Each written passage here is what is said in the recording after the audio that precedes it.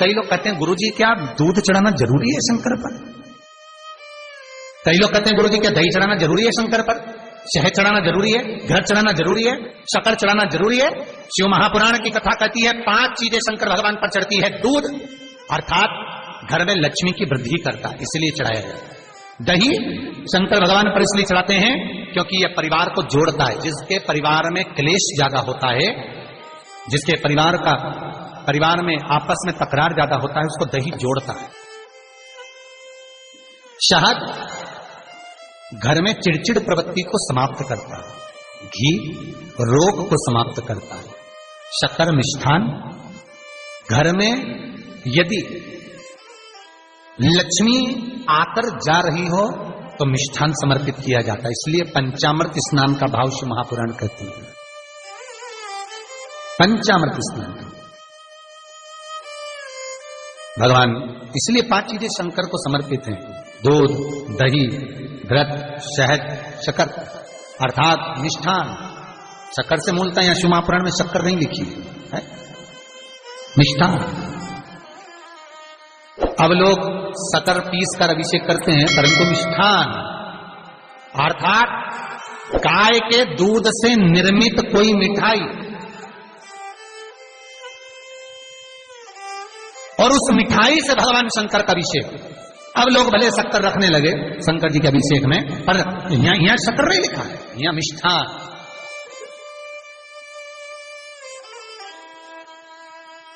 हमारे यहां साहित्य भाषा में कहते थे उसको खांड अर्थात मीठा।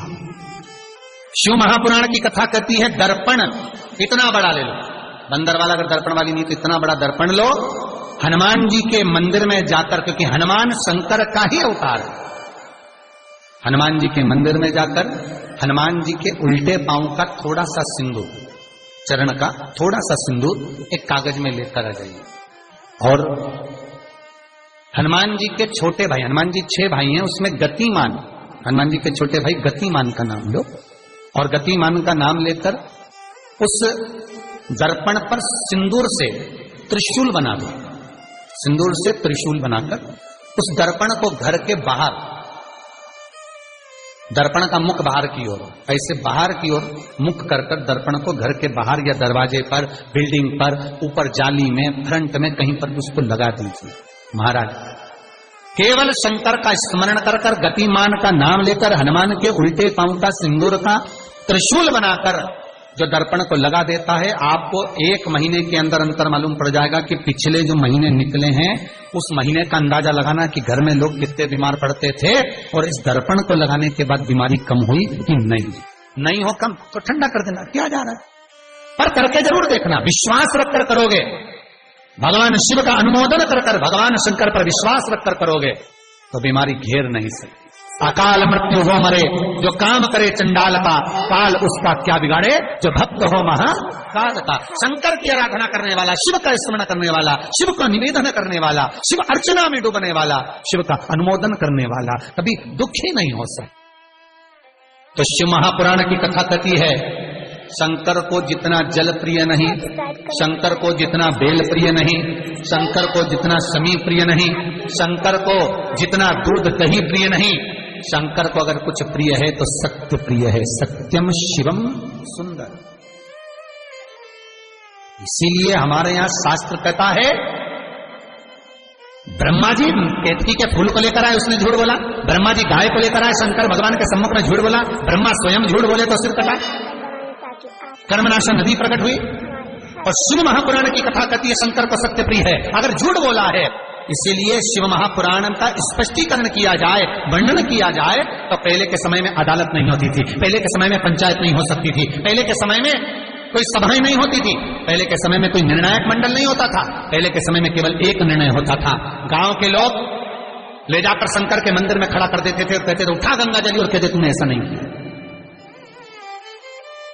गंगा जली उठाकर कह दे कि तूने ऐसा नहीं करा।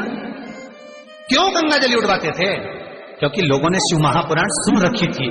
शिव महापुराण में श्री वेद व्यास जी वर्णन करते हैं कि शंकर के मंदिर में, शंकर के ओटले पर, शंकर के मंदिर के अंदर, शिव की चौखट पर, शंकर के अनुमोदन में शिव महापुराण के अंतर्गत शंकर के अनुमोदन में शिव मंदिर में शिव चौखट पर अगर कोई भूल से भी झूठ बोल देता है तो उसकी जिंदगी नरक जैसी निकलती है महाराज। इसीलिए कहते तो उठा गंगा जली और कह दे तूने ऐसा नहीं, उठा बोल दे। आपके भी जीवन में अगर किसी को कष्ट है, फिर निवेदन करूंगा, मंदिर में अगरबत्ती भले मत लगाओ, मंदिर में दीप भले मत जलाओ, मंदिर में पेड़ा भले मत चढ़ाओ। अगर आपके मोहल्ले में, आपके पड़ोस में, आपके परिवार में, आपके नजदीक में अगर कोई दुखी है, कष्ट में है, उसको यदि प्रेम की वाणी भी बोल ली है, एक रोटी भी प्रेम की खिला दी, किसी के चेहरे पर इस्माइल ला दी, तो मंदिर में दिया जलाने के बराबर है। मंदिर में दीप जलाने के लिए बेलपत्र भगवान माता पार्वती के अश्रु से है, रुद्राक्ष भगवान शंकर के अश्रु से है, शमी पत्र उमा और महेश्वर भगवान शंकर के विग्रह के सुख से जो जल प्रकट हुआ है, उस जल से शमी की उत्पत्ति है महाराज। दोनों के मिलन से, दोनों के मिलन से। जैसे एक मुखी से लेकर 14 मुखी तक रुद्राक्ष होते हैं, आपको पहले भी कथा में कहा, एक मुखी से लेकर 14 मुखी तक रुद्राक्ष होते हैं। सभी रुद्राक्ष का अपना अपना एक मंत्र होता है, अपनी अपनी एक साधना होती है जिसके अनुसार रुद्राक्ष काम करता है। एक मुखी रुद्राक्ष लक्ष्मी की वृद्धि के लिए होता है। कभी मौका मिले तो एक मुखी रुद्राक्ष का दर्शन करना, पर एक मुखी रुद्राक्ष जितना छोटे से छोटा होता है, जितना छोटे से छोटा होता है उतना सुख दे। एक मुखी रुद्राक्ष लक्ष्मी की वृद्धि के लिए होता है, कार्य सिद्धि के लिए होता है। कोई भिखारी से भिखारी, गरीब बड़े से गरीब बड़ा भी अगर धारण कर ले, उसके घर में एक मुखी रुद्राक्ष अगर प्रवेश कर जाए तो सुख का अनुभव करा देता है, संपदा का अनुभव कराता है, सरस्वती का भाव प्रकट करता है, वैभव का भाव देता है। एक मुखी रुद्राक्ष का मंत्र है ओम ह्रीं नमः, ओम ह्रीं नमः। ये लक्ष्मी के लिए होता है। दो मुखी रुद्राक्ष बांधा को हरता है। कोई तकलीफ आ रही है, कोई प्रशासनिक कार्य है, कोई काम नहीं हो रहा, फाइल आगे नहीं बढ़ रही, बहुत तकलीफ आ रही है, तो दो मुखी रुद्राक्ष जो व्यक्ति धारण करता है उसका कार्य सफल होता है। दो मुखी रुद्राक्ष का मंत्र है ओम नमः। दो मुखी रुद्राक्ष का शिव महापुराण में जो मंत्र दिया है ओम नमः। विदेश्वर संहिता के अंतर्गत शिव महापुराण में रुद्राक्ष के 14 मुखी रुद्राक्ष के मंत्र दिए हुए हैं। आप शिव महापुराण नहीं पढ़ सकते तो मंत्र लिख लें। दो मुखी रुद्राक्ष का मंत्र है ओम नमः। तीन मुखी रुद्राक्ष विद्या प्राप्ति के लिए होता है।